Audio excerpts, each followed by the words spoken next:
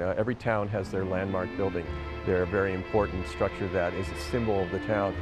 For many Boulder residents, that landmark is the Huntington Bandshell, named for its designer, Glen Huntington. He was really the father of modernism in Boulder. He also designed the Boulder High School and the Boulder County Courthouse building and many buildings for the university. Modernism is all about form follows function. So you really see these expressive forms that support the acoustic projection of sound and the support of people standing on the stage or performing on the stage. The bandshell opened to much fanfare in 1938.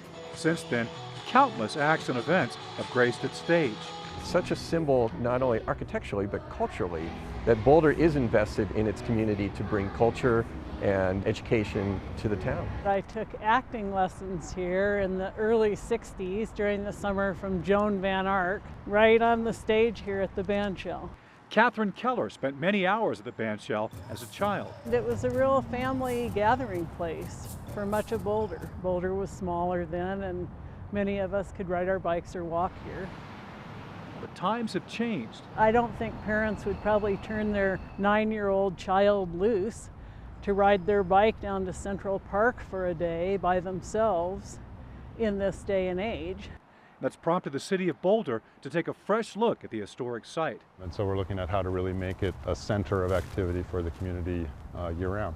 They put out a call for ideas to get the conversation started. Recognizing that the site itself has changed, the context has changed quite a bit, so what are our options to support its historic use as a bandshell? Boulder planners say the bandshell remains an important part of those revitalization efforts. No one in this process has talked about tearing it down. There's been discussion about relocation. Taking the show on the road could be a bumpy ride. The landmarks ordinance in Boulder is one of the early landmark ordinance in the state of Colorado. At issue, the city designated the bandshell and surrounding area as an historic landmark 20 years ago in an effort to stave off an attempt to demolish the site. The city designated it for a number of reasons, but specifically because it's historic, because of its architectural history, because of its environmental significance. If you move it, the historic significance of the property is damaged or destroyed. Preservationists say that would undermine the relevance of the city's pioneering statutes. We have a very good historic preservation program in the City of Boulder